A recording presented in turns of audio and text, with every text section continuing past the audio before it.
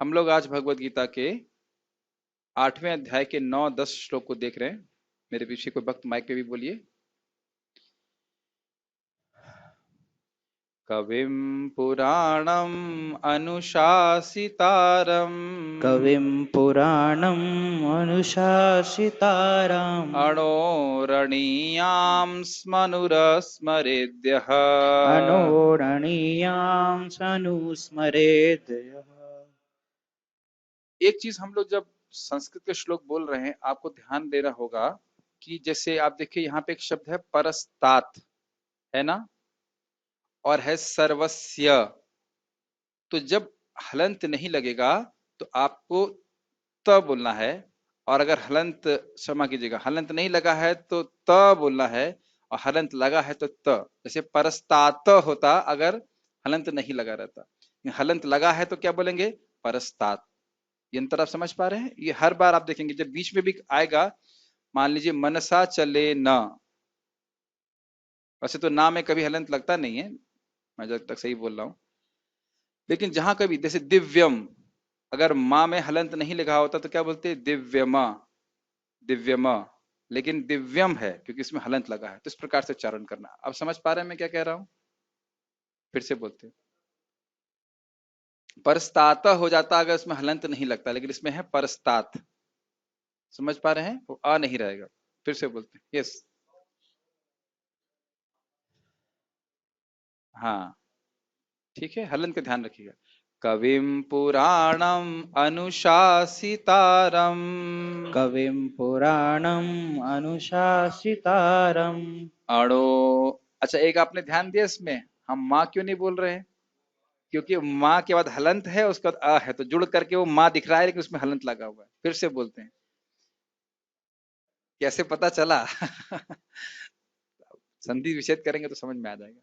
कविम पुराणम अनुशासितारम कविं पुराणम् अनुशासितारम्। अणोरणीयां स्मनुरस्मरेद्यः। अनोरणीयां समनुस्मरेद्य। सर्वस्य धातारमचिन्त्य रूपम् सर्वस्य धातारमनुचिन्त्यरूपम्। आदित्यवर्णं तमसः परस्तात्। आदित्यवर्णं तमसा परस्तात्। प्रयाणकाले मनसा चलेना प्रयाणकाले मनसा चलेन। भक्त्या युक्तो योगबलेन चैव। भक्त्या युक्तो योगबलेन चैव। भ्रुवोर्मध्ये प्राणमावेश्य सम्यक् भ्रुवोर्मध्ये प्राणमावेश्य सम्यक्। सतं परं पुरुषमुपैति दिव्यम्। सतं परं पुरुषमुपैति दिव्यम्। तो पिछले श्लोक में, यानी कि 8वें श्लोक में भगवान ने कहा था माम अनुचिंतन, मेरा चिंतन करो। तो किस रूप का चिंतन करो वे 9वें श्लोक में बता रहे हैं। और 10, 11, 12 और 13 कितना हो गया? 10, 11, 12, 13, 13 और 9, तो हो गए 5। 9, 10, 11, 12, 13 में किस प्रकार से एक योग मिश्रित भक्त, मतलब भक्ति तो करता है लेकिन वह अष्टांग योग का सहारा लेकर के अपने ध्यान मन को भगवान पे ध्यान केंद्रित करने का प्रयास करता है। समझ में आ रहा है? योग मिश्रित भक्ति केवल भक्ति का वह आश्रय नहीं ले रहा। हम भगवान की भक्ति करते हैं अनन्य भाव से, तो उसमें साधन भी भक्ति है और लक्ष्य भी भक्ति है, और वह भक्ति प्रेम जनित करके अपने आप ही मन को भगवान की तरफ मोड़ देती है। उसके लिए अलग से हम प्रयास नहीं करते। ये बात समझ में आ रही है? यहाँ पे जो योग मिश्रित भक्त है वह भक्ति के संग कुछ योग का सम्मिश्रण भी करता है, अष्टांग योग का। वे आप देखने वाले हो। तो 9वें अध्याय को, 9वें श्लोक को मैं वर्णन इसलिए नहीं करूंगा क्योंकि अभी टीका में क्लियर हो जाएगा कि किस प्रकार से भगवान के जो गुणों का वर्णन है, कि वो कवि हैं, पुराण है, अनुशासितारम है, उनका वर्णन अपने आप ही टीका में आ जाएगा, तो उसको हम वहीं देख लेंगे। और 10वें में क्या अर्थ है? प्रयाण काले मनसा चलेना, मृत्यु के समय अपने मन को अचलेना, मन को अचल भाव से भक्ति के द्वारा, भक्ति से युक्त होकर योग बल से, भक्ति के द्वारा और योग बल से युक्त होकर के भ्रुवोर मध्य, भ्रुव मतलब भवों के मध्य में, प्राणमावेश सम्यक, प्राण को ऊपर उठाते हुए व्यक्ति को मन को फिक्स करना होता है। सतम परम पुरुषम प्रति दिव्यम, वह ऐसा योगी भगवान के पास जाता है। अब बहुत ध्यान पूर्वक सुनिएगा, जो व्यक्ति योग मिश्रित भक्ति करता है वह भगवान कृष्ण के पास नहीं जाता है, गोलोक नहीं जाता है, वह वैकुंठ जाता है, लेकिन वहां पे भगवान के ऐश्वर्य रूप का ही वह अनुभव करता है। भगवान से जो 4 प्रकार के रस हैं उनको वह सिद्ध नहीं कर पाता है। ये टीका में भी आप देखेंगे। ये बात समझ में आ रही है? जिसने अनन्य भक्ति नहीं करी है, शुद्धा भक्ति नहीं करी है, वह भगवान के पास इस प्रकार की दिव्य सेवा जो 4 रसों में की जाती है वह प्राप्त नहीं कर सकता, लेकिन वैकुंठ जा सकता है, इसमें कोई संदेह नहीं, जैसे कि यहाँ भगवान बता रहे हैं। तो किस प्रकार का साधन का अवलंबन कर रहा है उसके अनुसार उसको आगे साध्य प्राप्त होता है। क्या ये बात समझ में आ रही है? अनन्य भक्ति के द्वारा ही भगवान कृष्ण को पूरी तरह समझा जाता है। ये श्लोक इस अध्याय में बात चलेंगी, आगे भी जब ये बात आएंगी तो याद रखिएगा। जब वो बोला जाता है कि किस समय मरता है, कहां जाता है, वह अनन्य भक्तों के लिए नहीं है, वह इस प्रकार से योग मिश्रित भक्तों के लिए है। जो और इस प्रकार से प्रभुपाद जी कहते हैं जब वो योग में सिद्ध हो जाता है तो वह संयमित कर सकता है, नियंत्रण कर सकता है कि कब वो मरेगा। तो ये सब योग के द्वारा होता है। और नहीं भी समझ में आए योग तो घबराइएगा मत, अर्जुन भी कह रहा है मेरे को समझ में नहीं आ रहा है, लेकिन यह समझ लेना चाहिए अनन्य भक्ति किस प्रकार से श्रेष्ठ है, यह स्थापित करने के लिए भगवान अलग अलग प्रक्रियाओं को बता रहे हैं। तो हम आगे पढ़ते हैं। कहाँ गया? यस,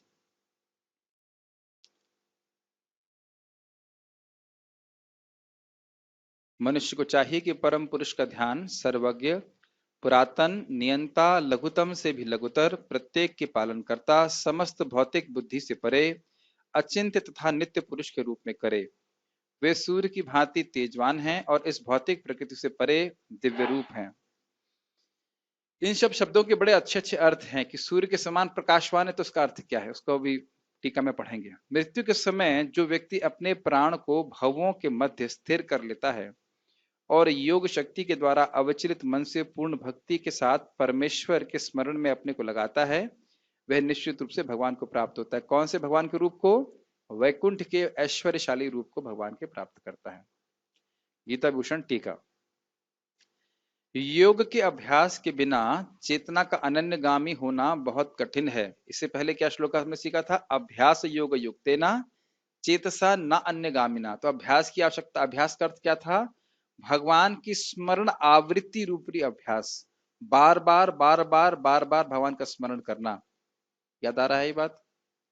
ये सब भूल गए? याद है? तो यह क्यों कहा गया था? क्योंकि इसके बिना जो मन अविद्या से ग्रसित है वह भगवान का स्मरण मृत्यु के समय नहीं कर सकता।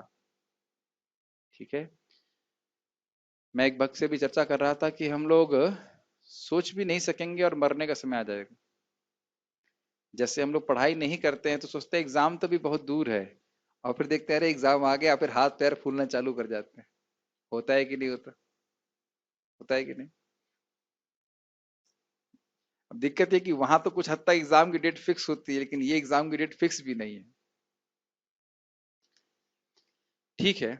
योग के अभ्यास के बिना चेतना का अनन्यगामी होना बहुत कठिन है। क्यों कठिन है? क्योंकि स्वाभाविक रूप से चेतना का प्रभाव किधर होता है? अधोगति की तरफ होता है, भोग की तरफ होता है। और ऐसा होता है कि खींचना पड़ता है उधर से। तो अगर योग बल नहीं है तो वहां से खींचने की शक्ति व्यक्ति को प्राप्त नहीं होगी। अतएव योग मिश्रित भक्ति का वर्णन आगे 5 श्लोकों में किया जाएगा। कौन से श्लोक हैं? 9, 10, 11, 12 और 13। 14वें में अनन्य भक्ति का वर्णन होगा, और उसको आप याद रखिएगा क्योंकि उसको बार बार आगे की टीकाओं में रेफरेंस दिया जाएगा अनन्य भक्ति का। कविम अर्थात जो सर्वज्ञ हैं। तो ये इस प्रकार से योगी ध्यान रखे कि भगवान परमात्मा सब जानते हैं। एक छोटा सा रिफ्लेक्शन है इसके ऊपर। हम जानते हैं तृणादपि सुनिचिना तरोरेव सहिष्णुना, ये कितनी बड़ी साधना है। प्रभुपाद जी कहते हैं कि जो इस प्रकार से रहता है, खुद मान की इच्छा नहीं रखता और दूसरों को मान देता है। अब ऐसा नहीं कि मैं सिद्ध हो गया हूं, मैं तो खाली विचार कर रहा हूं श्लोक पे अभी। तो भगवान हमारे हृदय में अधीय के रूप में है, कवि के रूप में, सर्वज्ञ हैं, और वो ये देख रहे हैं कि हम लोगों से, जीवों से किस दृष्टि से, किस भाव से आदान प्रदान कर रहा है। Yes no? मेरी बात समझ में आ रही है? नहीं समझ में आ रही? मैं एक बंदर को देखकर उसमें क्या भगवान को देख करके समझ पाता हूँ, जैसे भूख मुझको परेशान करती है वो उसको भी परेशान करती होगी, जैसे बुरे शब्द मुझे परेशान करते हैं वैसे दूसरों को भी परेशान करते हैं, जैसे मुझे कोई सराहना करता है कि आपने अच्छा सेवा किया, तो अगर हम दूसरे की सराहना करते तो उसको भी अच्छा लगता है। आप मेरी बात समझ रहे हैं? अब तो समझ में आ रहा है ना? तो भगवान देख रहे हैं कि मैं कैसे अन्य जीवों से बर्ताव कर रहा हूं, और नाम के सुख को प्रकाशित करने वाले भगवान ही हैं। ये बात आप मानते हो? यस। तो भगवान हम नाम जप तो कर रहे हैं और हमें करना भी चाहिए, लेकिन भगवान उस नाम जप के सुख को तभी प्रकाशित करेंगे जब हम इसका भी अभ्यास करें। मैं आप लोग को शिक्षा नहीं दे रहा हूं, ये मैं खुद मतलब अपने को भी शिक्षा दे रहा हूं, ऐसे कहना चाहिए। और बार बार भगवान चाहे कपिल देव के रूप में आए, आप देखिए, चाहे ऋषभ देव के रूप में आए, चाहे भगवान कृष्ण के रूप में हो, बार बार बोल रहे हैं कि अन्यों से वैर मत करो, अन्यों से वैर मत करो, उनका सम्मान करो। बहुत अच्छी बात है। मैं खाली कवि पे बोल रहा हूँ कि भगवान सर्वज्ञ हैं, और अगर हम उस भावना में जब करते हैं, नम्रता से, नम्रता की भावना से, तो भगवान बड़े प्रसन्न होकर के अपने नामों की मधुरता को हमारे सामने प्रकाशित करेंगे। जैसे मैं उदाहरण आप लोगों को कल बता रहा था कि रघुनाथ दास गोस्वामी को जब गिरिराज शिला महाप्रभु ने दी, तो स्वयं उसमें गिरिराज जी में श्याम सुंदर की स्फूर्ति रघुनाथ दास गोस्वामी जी को कराई जब वह गिरिराज जी की सेवा करते थे। तो इस प्रकार से मतलब अगर जप करना कठिन लग रहा है, लगता है अगर, तो हमें विचार करना चाहिए कि क्या मैं कुछ नम्रता का अनुशीलन कर रहा हूं। अनुशीलन मतलब अभ्यास कर रहा हूं कि नहीं। अभ्यास करूंगा तो भगवान, भक्ति करने से भी अपने आप आती है और हमें खुद भी अभ्यास करना होगा। बहुत अच्छा बात है, वाणी से भी किसी को उद्वेग न दें, इसका अभ्यास करें ना, बहुत अच्छा होगा। मैं बार बार महाराज जी से सुना, इस बात को मेरे मन से जा नहीं रही है। प्रभुपाद जी से किसी ने पूछा, आपका हर कोई व्यक्ति आदर क्यों करता है? तो प्रभुपाद जी ने कहा, क्योंकि मैं सबका आदर करता हूँ, और ये शुद्ध भक्त का लक्षण है कि सबसे प्रेम करते हैं, इसलिए सब लोग को ही उनसे प्रेम करते हैं। हमारे अंदर गुण नहीं है, लेकिन ये गुण है बहुत सुंदर, isn't it? खैर, भगवान कवि हैं। अनुशासितारम अर्थात जो रघुनाथ आदि के रूप में हितोपदेश नहीं होना चाहिए, हितोपदेश देते हैं, मतलब बताते हैं। जैसे भगवान श्री राम ने शिक्षा क्या दी मुझे ये पता नहीं, भगवान ने कोई शिक्षा भी दी है क्या अलग से? हाँ हाँ, ओके ओके, गुड। अपने आचरण से सिखाया उनने कि किस प्रकार से व्यक्ति को मर्यादा का पालन करना चाहिए। महाप्रभु महाप्रभु ने भी सिखाया किस प्रकार से सन्यासी की मर्यादा का पालन करना चाहिए, भक्त की मर्यादा क्या होती है, ये सब सिखाया उन्होंने। अणोर अणियांश, अर्थ अणु मतलब बहुत छोटे हैं, छोटे से भी छोटे, अर्थात जो जीव से भी सूक्ष्म हैं और जीव में भी प्रवेश करने की शक्ति से युक्त हैं।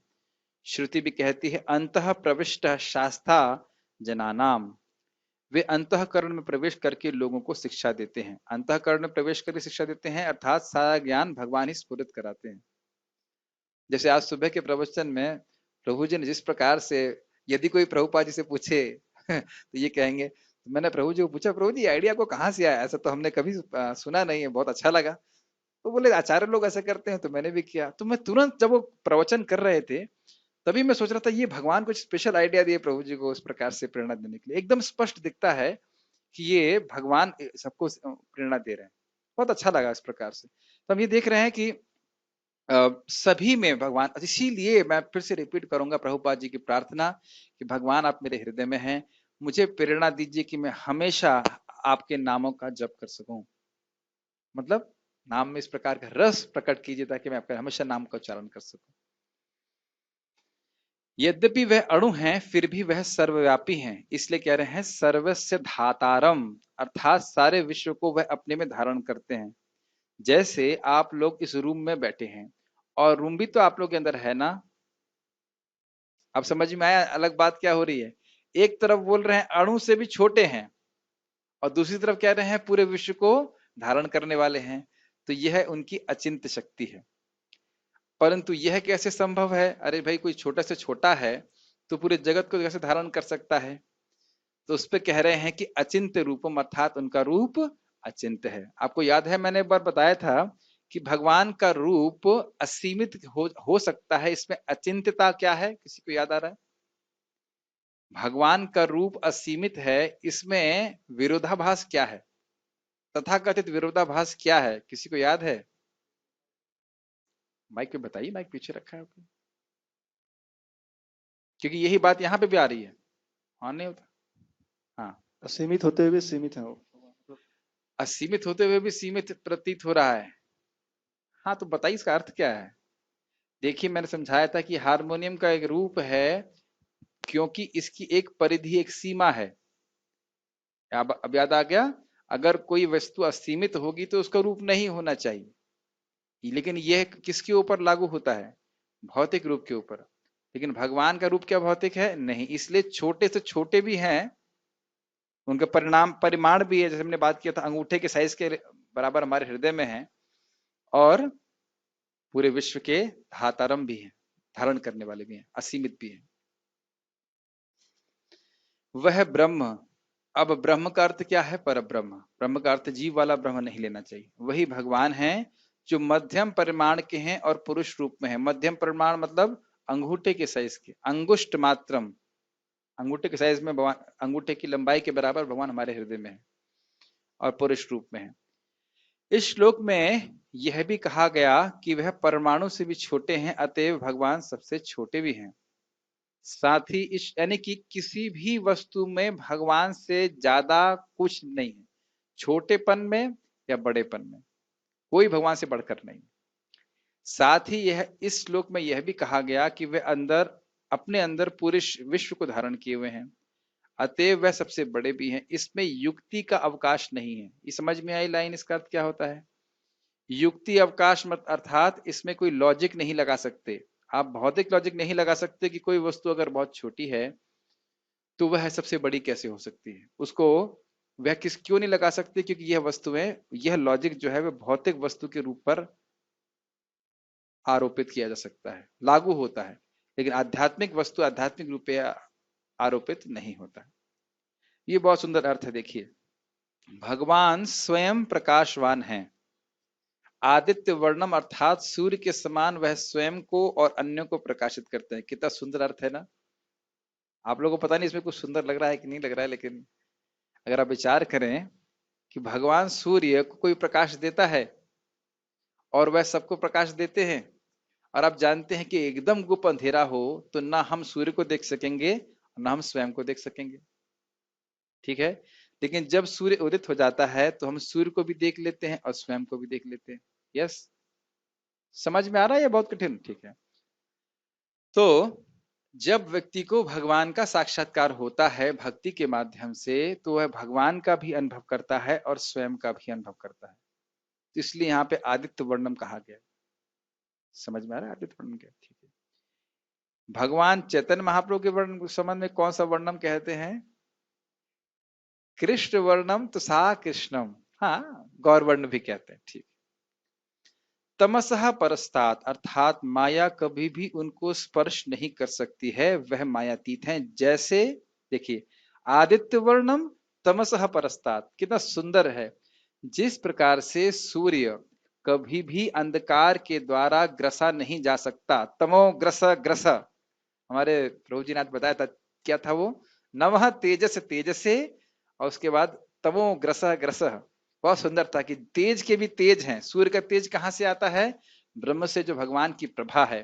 तो जिस प्रकार सूर्य थोड़ा सा भी उदित होता है तो करोड़ों करोड़ों दूर का अंधकार नष्ट कर देता है, उसी प्रकार से माया भगवान से हमेशा दूर रहती है। महाराज इस संबंध में धारण बता रहे थे कि भगवान कुछ चीजों में लाचार हैं। किसमें लाचार हैं? माइक पे बताइए, माइक पे बताइए। अच्छा है, इनको याद है। यस, भगवान अगर दुखी होना चाहिए दुखी नहीं हो सकते। हाँ, कभी कभी लोग प्रश्न करते हैं, अरे भगवान के भक्त, या भक्त नहीं कहना चाहिए, या लोग जो हैं, जीव हैं, भगवान का बच्चे हैं और कोरोना से मर रहे हैं और भगवान मुस्कुरा रहे हैं। लेकिन भगवान क्या करें? भगवान चाहे भी तो है दुखी नहीं हो सकते। रोए भगवान आपकी, भाई ये क्यों कर रहे हैं? भगवान आनंद स्वरूप हैं, कभी वो दुखी हो ही नहीं सकते, कभी नहीं।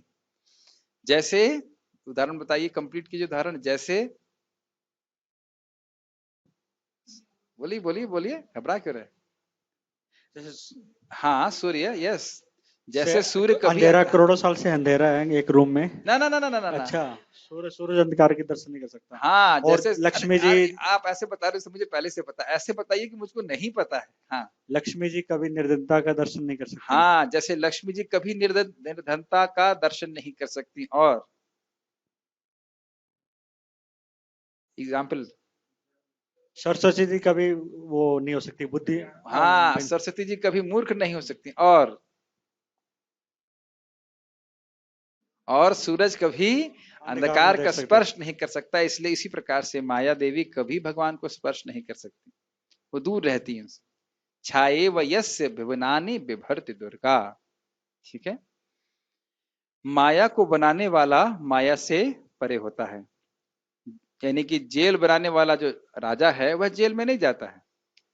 जो ऐसे व्यक्ति का सदा स्मरण करता है वह उन भगवान को प्राप्त हो जाता है।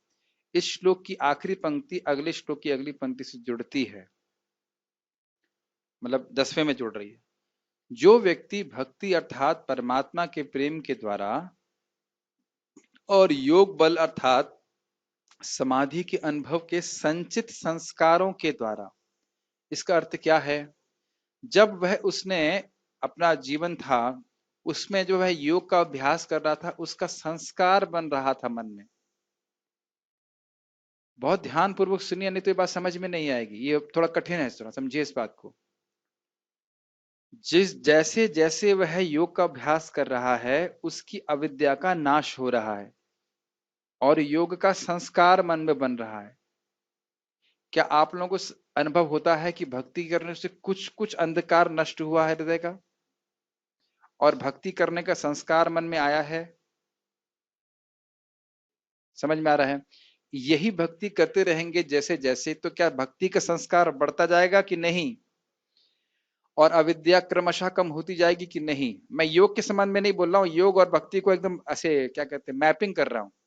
जैसे हम लोग रोज अभ्यास करते हैं तो मंगल आरती जाना आसान हो जाता है, जप करना आसान होता है, भागवत क्लास में बैठना आसान हो जाता है, संस्कार बन जाते हैं और साथ साथ गंदगी साफ होती जा रही है। Does it make sense? उसी प्रकार से जो एक योग का अभ्यास करके भक्ति कर रहा है, भक्ति भी कर रहा है, भगवान पे ध्यान कर रहा है, लेकिन योगाभ्यास कर रहा है, तो वह संचित संस्कार, संचित संस्कार मतलब एक्यूमुलेटेड इंप्रेशंस, इकट्ठे हुए संस्कार एकदम चुप हो जाते हैं। तो मुझे लग रहा है जैसे मैं सार्वभौम भट्टाचार्य की तरह बोल रहा हूं और आप लोग महाप्रभु की तरह सुन रहे हैं। शब्द समझ में आ रहे हैं? हाँ, इकट्ठे होते जा रहे हैं। अच्छा, के द्वारा अपने प्राण को आज्ञा चक्र में स्थित करते हुए, आज्ञा चक्र होता है यहाँ पे भवों के बीच में, एकाग्र मन से उन भगवान का अपनी मृत्यु के समय स्मरण करता है तो वह उन भगवान को प्राप्त कर जाता है। एक छोटी सी सच्ची घटना बताऊंगा। नारायण, उनका पूरा नाम याद नहीं आ रहा, तब मैं यहाँ पे स्टूडेंट के रूप में आया था 2004 में। तो नारायण महाराज थे, नारायण गौड़िया मठ वाले नहीं, इस्कॉन के नारायण महाराज, नाम नहीं आ रहा उनका पूरा नाम क्या था, बीच में नारायण आता है, उनकी समाधि यहाँ पे, क्या नाम है उनका? हाँ, नहीं नारायण महाराज एक इस्कॉन के सन्यासी थे, यहाँ पे उनकी समाधि है अभी, खैर जो भी है, नाम उनका याद नहीं आ रहा मुझे पूरा। तो उनके बारे में रमाकांत प्रभु बता रहे थे कि उन्होंने अपने आंखों से देखा, सबके सामने देखा कि महाराज का पहले पांव ठंडा होना चालू हो गया, फिर यहाँ ठंड मतलब घुटने तक आया ठंडा, फिर ऊपर तक ठंडा, फिर और ठंडा, और शरीर छोड़ दिया। कहते मैं अपनी आंखों से देखा, मेरे सामने, आप पूछ लीजिएगा रमाकांत प्रभु जो बता रहे थे। भक्त इस प्रकार से शक्ति से युक्त हो सकते हैं। और एक सॉल्टेड ब्रेड आप पुस्तक पढ़ेंगे, उसमें भी भक्त को बहुत परेशान किया था, तो उसकी पीठ भी तोड़ दी थी, लेकिन उसने शरीर जेल में कैसे त्यागा, पद्मासन लगाया, एकदम आंखें बंद करी, मुस्कुराया, मुस्कुराते मुस्कुराते शरीर छोड़ दिया, जबकि कोई योगी नहीं था वो। अद्भुत है, भक्त लोग के पास भी ऐसी शक्ति मृत्यु के समय आ सकती है कि भगवान पे ध्यान केंद्रित करके भगवान को छोड़ दें, शरीर छोड़ दे, सॉरी, भगवान को नहीं छोड़े।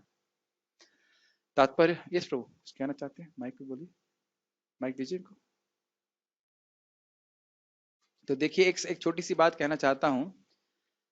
जब विश्वामित्र जी दशरथ जी के पास गए थे, कुछ लोगों को पता होगा शायद ये बात, भगवान श्री राम को लेके जाने के लिए जंगल में, तो दशरथ जी ने एक प्रश्न किया था, किसी को पता है वो प्रश्न?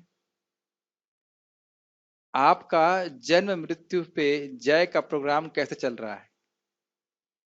कितनी मात्रा में आप जन्म मृत्यु के चक्र को जीत चुके हैं? ये मुख्य प्रश्न होता है।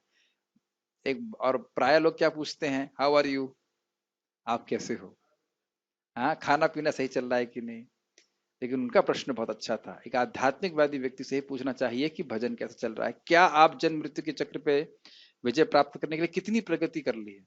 ये बहुत सीरियस बात है, बहुत सीरियस बात है। दोबारा माँ के गर्भ में जाना इस ये बहुत अच्छी, बिल्कुल अच्छी बात नहीं है। अब भगवान की इच्छा होगी तो आगे की बात है, लेकिन हमें बहुत सीरियस होना चाहिए। कुछ आप पूछ रहे थे, उत्तर मुझे याद नहीं लेकिन ये प्रश्न बहुत अच्छा था, बहुत पहले मैंने पढ़ा था इसको। हाँ, प्रभु जी आप माया देवी के बारे में अभी बता रहे थे थोड़ा देर हम पहले। भगवान के बारे में बता रहे थे कि वो माया से दूर हैं, फिर भी हाँ। मतलब माया देवी का कोई आध्यात्मिक स्वरूप होगा, उनका प्रभाव भगवान से दूर रहता होगा कि वो आध्यात्मिक दृष्टि से तो कहीं ना कहीं भगवान के पास रहती होगी, क्योंकि वो भी तो नहीं भक्त है। नहीं, भगवान से, भगवान के जगत में, भगवान के धाम में माया बिल्कुल नहीं रहती है। नयत्र माया ऐसे करके श्लोक भागवत का है। माइक क्यों बोली, माइक तो पास में है, श्लोक पूरा याद नहीं। नयत्र माया पहले श्लोक से भी आता है, धामना स्वेन सदा निरस्त हाँ, धामना स्वेन सदा निरस्त कुहकम। कुहकम मतलब ये कपटम माया को दूर से ही निरस्त करते हैं अपने धाम में रह करके। भगवान इस प्रकार से अंधकार को माया, सूरज सूर्यदेव दूर से ही निरस्त कर देते हैं। माया कभी भगवान को स्पर्श नहीं कर सकती। माया का मतलब है महामाया, दुर्गा देवी। योग माया तो भगवान की लीला शक्ति संपादन करती है, वो एक अलग बात है, भगवान की अंतरंग शक्ति। यस प्रभु। हाँ, हमने पहले स्कंद में सुना था कि वो वेदव्यास जी को भगवान का दर्शन होता है, भगवान उसके बगल में माया देवी रहती है। बगल मतलब दूर, बगल में नहीं कि साइड में खड़ी हुई पत्नी की तरह, और उनके आश्रय में है। माया तद उपाश्रय ऐसे करके श्लोक है। भगवान के विरुद्ध नहीं चलती, भगवान की इच्छा से चलती है। छाएव यस्य भुवनानि विभर्ति दुर्गा, एक श्लोक है, मुझे अभी याद नहीं है, लेकिन माया जो है विलज्य माना, ये शब्द उसमें आता है, आप वेदावेस में सर्च कर सकते हैं कि भगवान के सामने आने में माया देवी बहुत लज्जित महसूस करती। ठीक है, तात्पर्य को पढ़िए। हाँ, कौन पढ़िए, शास्त्री जी पढ़ना चाहेंगे? पार्थ प्रभु किसी उनको बोल देंगे थोड़ा बाहर, थोड़ा शांति बनाए रखें। इस श्लोक में परमेश्वर के चिंतन की विधि का वर्णन हुआ है। सबसे प्रमुख बात यह है कि वे निराकार या शून्य नहीं है। कोई निराकार या शून्य का चिंतन कैसे कर सकता है? छोटा सा कमेंट ये है कि जो लोग बोलते हैं हम निराकार का ध्यान करते हैं, उनसे पूछो कि आपको शास्त्र में इस प्रकार का वर्णन कहाँ से प्राप्त हुआ। ब्रह्म का ध्यान कर सकते हैं, इसका वर्णन अभी गीता में आने वाला है, लेकिन भगवान निराकार हैं ऐसा वर्णन कहीं पे शास्त्र में नहीं आया। भगवान निराकार नहीं, भगवान का एक निराकार स्वरूप है ब्रह्म, लेकिन भगवान निराकार नहीं। ये सब इसीलिए है क्योंकि इन सब शब्दों का स्पष्ट रूप से वर्णन नहीं होता है। नहीं तो प्राय भगवान का वर्णन क्या करते हैं, भ मतलब भूमि और ग मतलब कुछ ऐसे करके वर्णन करते हैं और सोचते हैं ये भगवान है। पढ़िए। यह अत्यंत कठिन है, किंतु कृष्ण के चिंतन की विधि अत्यंत सुगम है और तथ्य रूप में यहाँ वर्णित है। पहली बात तो यह है कि भगवान पुरुष हैं। हम राम तथा कृष्ण को पुरुष रूप में सोचते हैं। चाहे कोई राम का चिंतन करे या कृष्ण का, वे जिस तरह के हैं उसका वर्णन भगवत गीता के इस श्लोक में किया गया है। भगवान कवि हैं, अर्थात वे भूत, वर्तमान तथा भविष्य के ज्ञाता हैं। सर्वज्ञ, यस। अतः वे सब कुछ जानने वाले हैं। वे प्राचीनतम पुरुष हैं, क्योंकि वे समस्त वस्तुओं के उद्गम है। प्रत्येक वस्तु उन्हीं से उत्पन्न है। एक छोटा सा कमेंट ये है, हर वस्तु उनकी है। इसमें क्या स्पेशल लगा आपको? बात बहुत छोटी सी है, हर वस्तु उनकी है। हम भी उनके हैं। माइक के बताइए। हाँ, हम भी उनके हैं। यस मतलब इसका क्या है, कुछ परपट दीजिए इसके ऊपर। हर वस्तु उनकी है तो सभी से उनकी सेवा के लिए use होना यस, चाहिए। बात हम उसको हजारों बार सुन चुके हैं, लेकिन क्या कितना अप्लाई करना चाहते हैं। मेरी जीभ किसकी है? भगवान की रहे। जैसे पेटेंट है ना, तो हर इंद्रिय का पेटेंट भगवान के ही पास। हर इंद्रिय का प्रयोग हमेशा भगवान की ही सेवा के लिए होना चाहिए। हमेशा, हमेशा मतलब ऑलवेज। पढ़िए। वे ब्रह्म के परम नियंता भी हैं। वे ब्रह्मांड के होना चाहिए ना। हाँ सॉरी, ब्रह्मांड के परम नियंता भी हैं। वे मनुष्यों के पालक तथा शिक्षक हैं। वे अणु से भी सूक्ष्म है। ये सब जीवात शब्दों के अर्थ आप समझ चुके हो ना, अनुशासित आरंभ में इसको रिपीट नहीं कर रहा। हाँ जी। जीवात्मा बाल के अग्रभाग के 10,000वें अंश के बराबर है, किंतु भगवान अचिंत रूप से इतने लघु हैं कि वे इस अणु के भी हृदय में प्रविष्ट रहते हैं। पढ़िए पढ़िए, तो हम सब चर्चा कर चुके हैं। यस। इसलिए वे लघुतम से भी लघुतर कहलाते हैं। परमेश्वर के रूप में प्रभुपाद जी एक अच्छी बात बोलते हैं। कहते हैं कि भगवान, कोई व्यक्ति कह रहा है भगवान मंदिर में कैसे छोटे रूप में आ गए, कैसे भगवान हो सकते हैं? तो प्रभुपाद जी उत्तर दिए कि देखो, भगवान छोटे से विग्रह के रूप में आए हैं ताकि तुम्हारी सेवा को स्वीकार करें। अगर विराट रूप में आ जाते तो तुम क्या कपड़ा पहनाते, कहाँ से शुरू करते कि कहाँ से इनको धोती पहनाओ? तो इसलिए भगवान छोटे रूप में आए हैं, लड्डू गोपाल या कृष्ण बलराम या गौर निताई जी के रूप में, ताकि आप उनकी सेवा कर सके। बहुत ध्यान पूर्वक सुनिए कि भगवान अपने विग्रह के रूप में आते हैं अपने को असहाय अवस्था में प्रस्तुत करने के लिए। समझ में आ रहा है? अगर आप नहीं खिलाएंगे तो वो नहीं खाएंगे। अगर आप कपड़ा नहीं चेंज करेंगे तो कपड़ा नहीं चेंज करेंगे।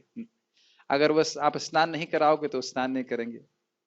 अगर कोई उनको उन पे आघात करने आएगा तो प्रतिकार भी नहीं कर सकते, भक्त ही ध्यान रखते हैं। यह तो आप देख रहे हैं विग्रह के संग होता है। आप ये बता सकते हो कि यह क्यों करते हैं भगवान?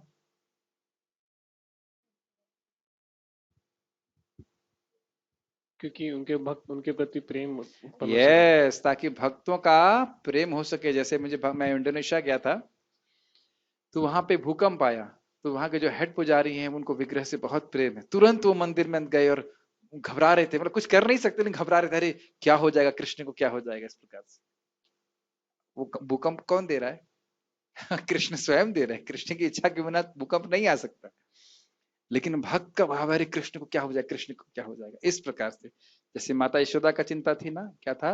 उत्पात आश्रित संकित करके था ना, जब वो वासुदेव जी से मिल करके नंद महाराज आ रहे होते हैं और वसुदेव कहते हैं आप यहाँ मथुरा में मत रहिए, जल्दी चले जाइए, ब्रज में कुछ ना कुछ उत्पात हो रहा होगा। तो वो घबरा रहे थे। क्या है? हरिम जगाम शरणम उत्पातागम शंकित। जब प्रेम होता है किसी व्यक्ति से तो हमेशा आशंका रहती कि कुछ गड़बड़ ना जाए, कुछ अनिष्ट ना हो जाए। तो भगवान अपने को इस प्रकार से जानबूझकर असहाय अवस्था में रखते हैं ताकि भक्त भगवान की सेवा कर सके।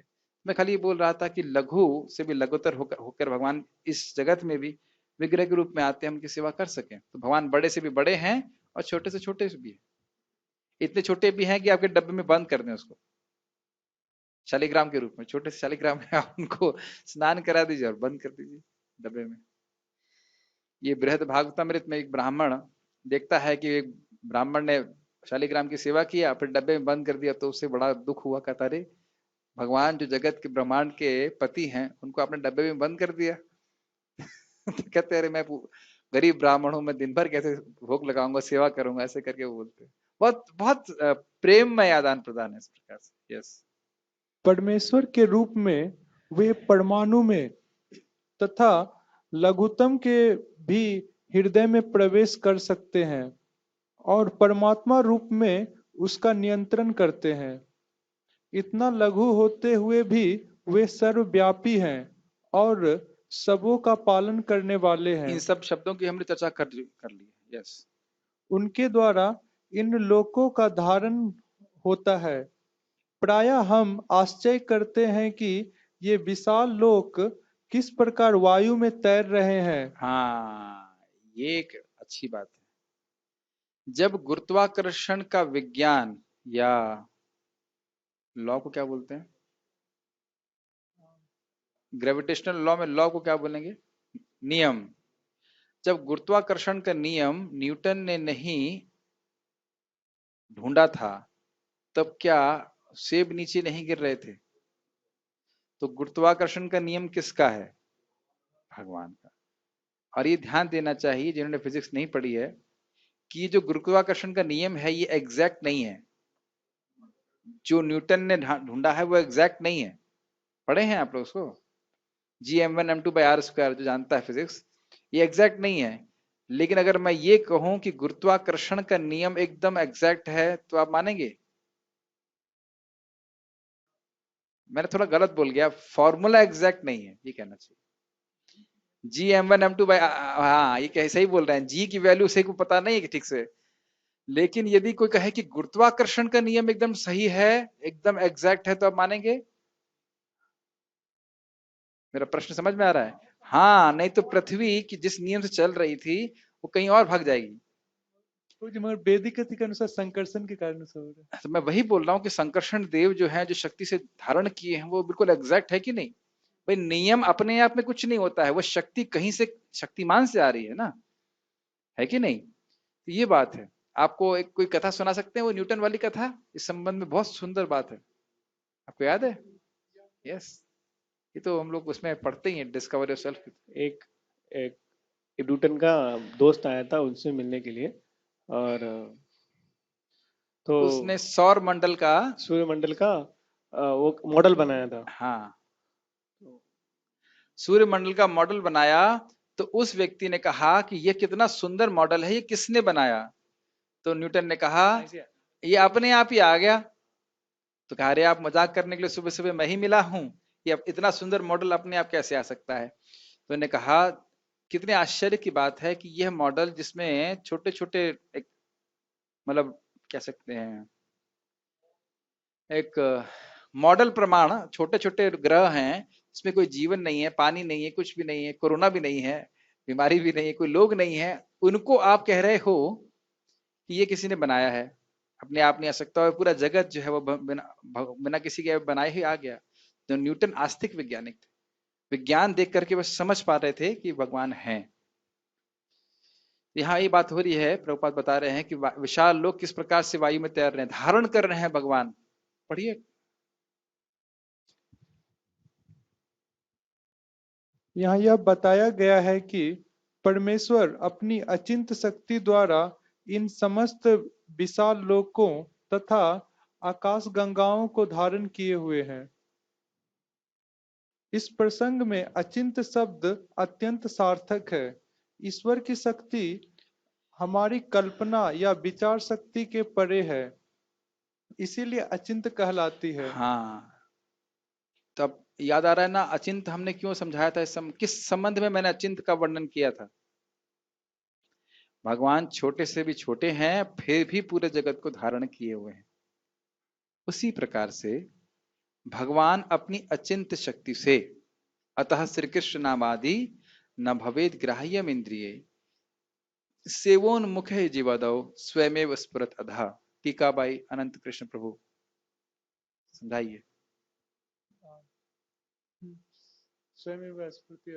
जब हम लोग टंग से मतलब भगवान के नाम आदि, मतलब भगवान की सेवा करते हैं, मतलब भगवान का नाम लेते हैं, तो भगवान की कृपा से वो नाम अपने आप वो स्फुरित होता है। ये समझ में आ रहा है? जैसे आप हरे कृष्णा बोलते हो, ये हरे कृष्णा ये पूर्णतः आध्यात्मिक शब्द है। आपने कई बार सुना होगा, कोई नई बात नहीं लग रही होगी, लेकिन हरे कृष्णा ये भगवान की स्वरूप शक्ति से प्रकट हो रहा है। ये सब अभी टीका में एकदम स्पष्ट होने वाला है। भक्ति स्वरूप शक्ति की वृत्ति है, ठीक है ना? यह है भौतिक क्रिया बिल्कुल भी नहीं है। तो जब मेरी इच्छा होती है, when I become inclined so that the name should come on my tongue, that Krishna appears in the form of his holy name on my tongue. जब मैं, अब इंक्लाइंड को क्या बोलेंगे? जब मेरी इच्छा होती है, अगर कहें मेरी प्रवृत्ति होती है कि मैं चाहता, झुकाव होता है कि भगवान का नाम मेरी जीभ पे आ जाए, तो भगवान का नाम मेरी जीभ को पकड़ लेता है। ये बात बहुत सिंपल लगती है, लेकिन इसका एप्लीकेशन क्या है? बड़े ही मनोयोग से भगवान का नाम जप करना चाहिए।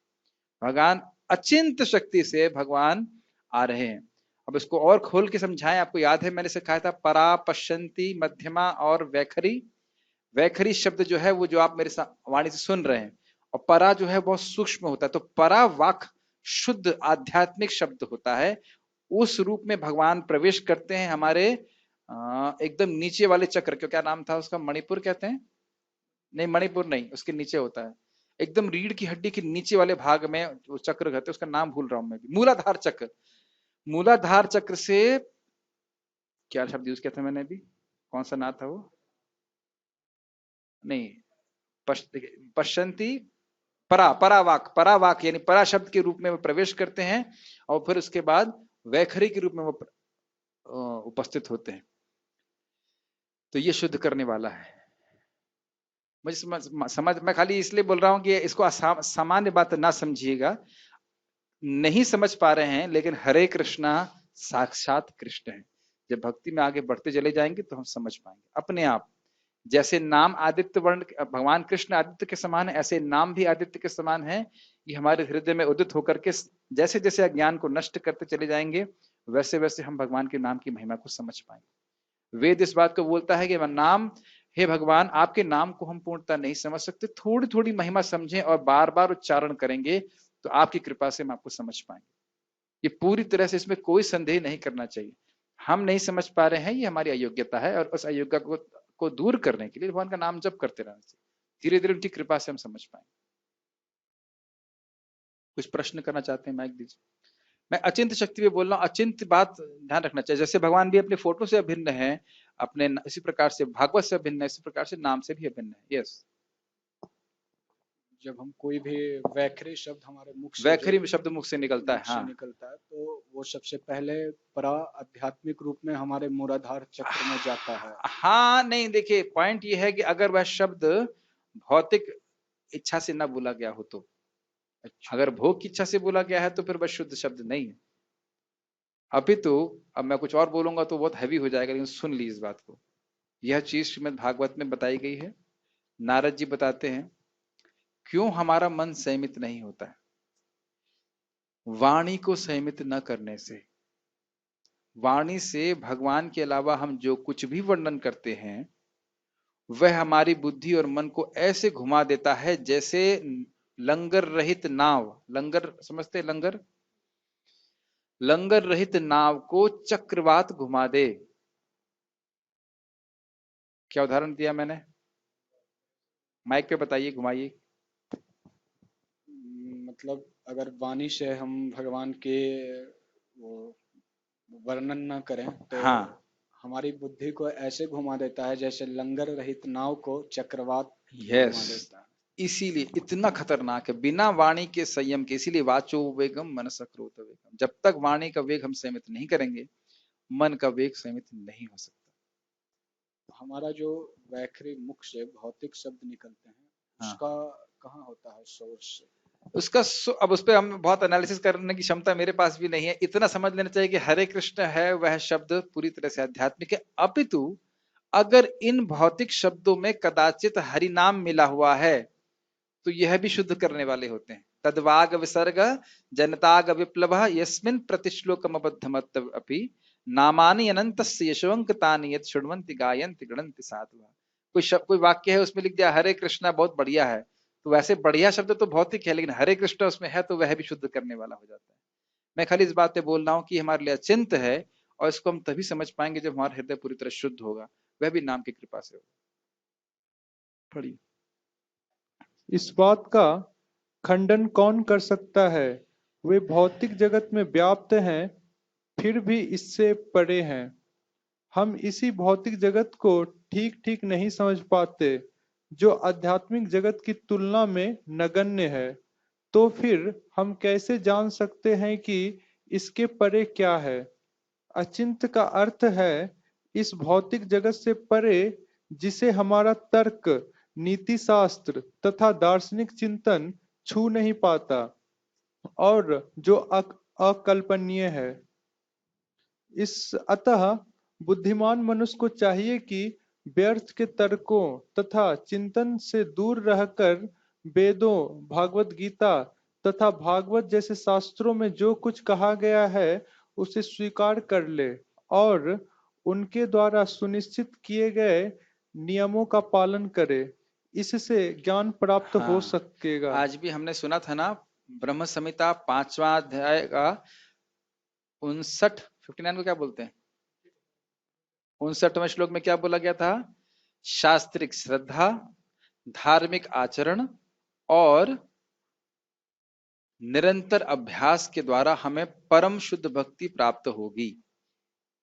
बिना और शास्त्रीय श्रद्धा मतलब भले ही मेरे तर्क के द्वारा मुझको समझ में नहीं आ रहा है, लेकिन शास्त्र में इसका वर्णन है, इसलिए ये सत्य है। शास्त्रीय श्रद्धा समझ में आ रही है? प्रभु अनंत कृष्ण प्रभु बताइए क्या मतलब है? भले ही हमारे अपने तर्क या अनुभव से नहीं पता चल जी। रहा है, वो शास्त्र में लिखा है तो उस पर निष्ठा करके एक्सेप्ट कर लेना हाँ, चाहिए। इसके बिना भगवान की भक्ति प्राप्त नहीं हो सकती। एक और तरीका है कि नाम भगवान श्री कृष्ण की नाम गुण महिमा को सुना और उसमें लोभ हो जाए, तो ऐसा लोभ होना तो बहुत बहुत कम होता है। बहुत कम लोग, प्रायः सभी लोग जो है साधना भक्ति करते हैं, तो उसका आधार क्या है? शास्त्रीय श्रद्धा। समझ में आ रहा है? शास्त्रीय श्रद्धा के अनुसार हमें स्वीकार करना चाहिए और उसके साथ भक्ति करना चाहिए। नेक्स्ट तात्पर्य पढ़िए 10वें का। इस श्लोक में स्पष्ट किया गया है कि मृत्यु के समय मन को भगवान की भक्ति में स्थिर करना चाहिए। जो लोग योगाभ्यास करते हैं उनके लिए संस्तुति की गई है कि वे प्राणों को भवों के बीच आज्ञा चक्र में ले आए। अब आप इस पे प्रश्न मत करना, क्योंकि मैं भी ज्यादा समझता नहीं, क्योंकि हमारी साधना नहीं है। लेकिन इतना समझ लेना चाहिए, प्रभुपाद भी इसको समझा रहे हैं कि ये छठ चक्र योग कहलाता है। उसमें प्राण सीधे ऊपर उठाए जाते हैं, फिर यहाँ कौन सा ब्रह्मरंध्र में लेकर के ऊपर से फोड़ कर बाहर निकल जाते हैं, ऐसा भी होता है। अब ये इससे अधिक मुझे ज्यादा नहीं पता।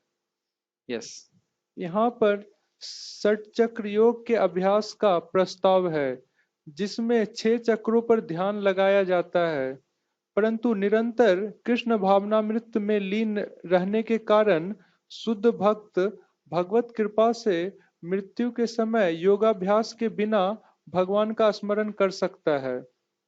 इसकी व्याख्या 14वें श्लोक में की गई है। ये मैंने गलत तात्पर्य दोबारा लगा दिया इसमें। एक छोटी सी बात बोल के हम रुकेंगे। प्रभुपाद जी एक बात बहुत सुंदर कहते हैं कि जो व्यक्ति जगन्नाथ जी का रथ में उनके पीछे चलता है वह मुक्त हो जाता है। मतलब पीछे का मतलब अनुगामी होता है, ये सब शास्त्र की बात है। तो भक्त ने पूछा ऐसा कैसे हो सकता है? उन्होंने कहा कि जब कोई व्यक्ति मरता है तो उससे अपने पूरे जीवन का जो भी कुछ किया है वो याद आता है, एक पिक्चर की तरह। और जब वह देखेगा कि मैं जगन्नाथ जी के सामने खड़ा हूं और उनको देख रहा हूं, तो भगवान उसको फ्रीज कर देते हैं। मत्तः स्मृतिर्ज्ञानम अपोहनम च, और वो बड़ी आसानी से भगवान का स्मरण कर सकता है। प्रभुपाद जी के शिष्या हैं, थी कहना चाहिए, वो मृत्यु को से आने के पहले सब कुछ भूल गई, केवल हरे कृष्ण मंत्र याद रहा। अच्छा है कि बुरा है? बहुत अच्छा है। अभी नहीं होना चाहिए अभी तो याद रहना चाहिए कि क्या क्या करना नहीं करना, लेकिन ऐसा भगवान कर सकते हैं। एक और माता जी थी प्रभुपाद जी की शिष्या, उनको 1.5 साल पहले अपना स्वरूप मालूम चल गया कि वह यशोदा मैया की, और लाइक सीरियसली, ऐसा नहीं वो कोई सहजिया डिवोटी नहीं थी वो, कि यशोदा मैया की वो शिष्या हैं, सॉरी उनकी उनका रूप सेविका है। पर उनके पति पूछते तुम्हारी सेवा क्या है? कहती है मैं टिफिन बनाती हूँ कृष्ण के लिए। कहते कभी कपड़े भी साफ करती हूँ कृष्ण के लिए? नहीं नहीं, रोज नहीं, कभी कभी। तो आप लोगों को आश्चर्य लग रहा होगा, लेकिन गुरु महाराज संबंध में बोल रहे थे कि महान भक्त श्रील प्रभुपाद जी के सेवकों के सेवक को बहुत बड़ी साधना की आवश्यकता नहीं। जैसे श्रीवास ठाकुर जी के एक मुसलमान दर्जी थे, उनको भी चैतन्य महाप्रभु ने अपना कृष्ण साक्षात कृष्ण रूप दिखाया, और बोलता है देख ही लूं, बंगला में बोला कि मैंने देख लिया, मैंने देख लिया। तो इस प्रकार से हमारा बड़ा परम सौभाग्य है कि प्रभुपाद जी के हम सेवकों के सेवक के रूप में सेवा करने का प्रयास कर। कभी नहीं सोचना चाहिए कि 16 माला करके हम नहीं पहुंच सकेंगे। परम पूज्य जयप्रताप महाराज बोलते हैं कि जो कहता है कि 16 माला करके नहीं पहुंचेगा, उसकी गारंटी मैं नहीं ले सकता। समझ में आया? 16 माला करके कोई भगवान के 16 माला 4 नियम पालन करे और भगवत धाम नहीं पहुंचेगा, उसकी गारंटी मैं नहीं ले सकता, कोई अगर इस प्रकार का प्रचार कर रहा है। क्यों? क्योंकि श्रील प्रभुपाद जी ने इस बात को बोला है।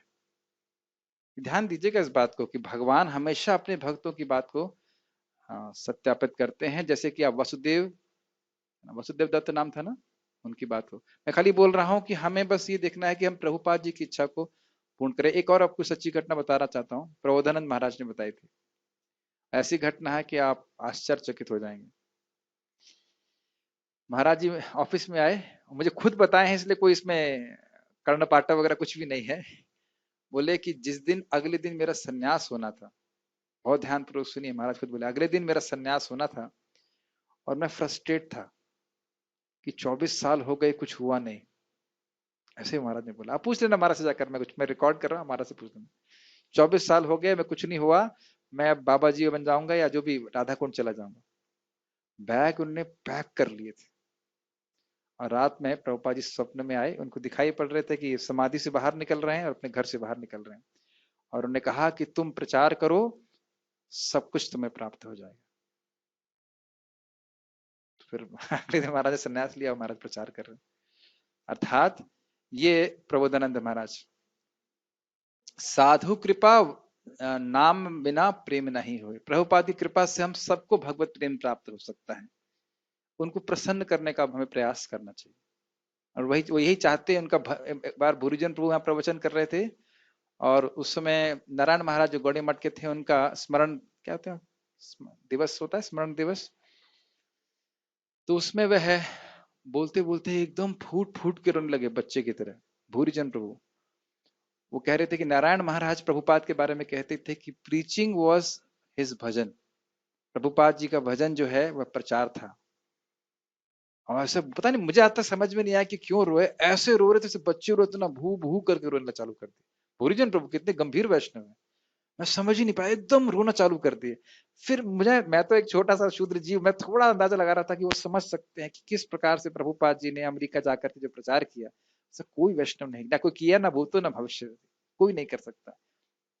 मैं खाली इसलिए बोल रहा हूँ कि मृत्यु से हमारा आसरा कौन है, पूर्ववर्ती आचार्य श्रील प्रभुपाद, उनको प्रसन्न करने का प्रयास करें। आप मेरी बात समझ पा रहे हैं? मैं ये खाली भाव ये कहना चाहता हूँ, उनकी कृपा से हम पार कर सकते हैं, भगवान के धाम जा सकते हैं। भले हम हमेशा ये मानूं कि चले कि हम अयोग्य हैं, बिल्कुल अयोग्य हैं। जैसे वो माता जी भी एक सामान्य डिवोटी थी, बिल्कुल सामान्य डिवोटी, अकस्मात प्रभुपाद की कृपा से। ऐसे परम पूज्य जयप्रताप महाराज भी यहाँ बता रहे थे बलराम हॉल में कि मेरे को एक विजन आया और मैंने देखा कि सारे मेरे जितने भी गुरु भाई गुरु बहन है वो सब स्वर्णिम शरीर से युक्त हैं बिल्कुल। फिर वो कह रहे हैं कि तुम भी आओ वापस, तुम भी आओ वापस। आप थे महाराज क्लास में, इस प्रकार से बता रहे थे। बहुत सुंदर प्रवचन महाराज दिए, और फिर वो विजन तिरोहित हो गया। और हम तो कल्पना नहीं, मैं बड़ा इच्छा हो रही है थोड़ा गीता के बारे में संबंध में है कि परम पूज्य जयप्रताप महाराज के बारे में प्रभुपाद जी ने जब उनको वीजा दिया जाने वाला था, तब बोला था कि ये गौरांग महाप्रभु के पार्षद हैं। तो किन लोगों का आश्रय हमने लिया है, इस मूवमेंट में कौन कौन लोग हैं, हम कल्पना नहीं कर सकते। तो हम खाली ये बोल रहे थे कि इसी बात में बोल रहा हूं कि ज्यादा योगाभ्यास कोई भी योगाभ्यास भक्ति के लिए करने की जरूरी नहीं है। हम भगवान का नाम जप करें, भक्ति करें, और प्रभुपाद से बस यही प्रार्थना करें, भगवान से यही प्रार्थना करें कि अपने मन से, अपने वचनों से, अपने कर्मों से हम श्रील प्रभुपाद जी को, आपको जो बहुत प्रिय हैं, उनको हम प्रसन्न कर सकें। ये बात। कोई प्रश्न है? Stop here.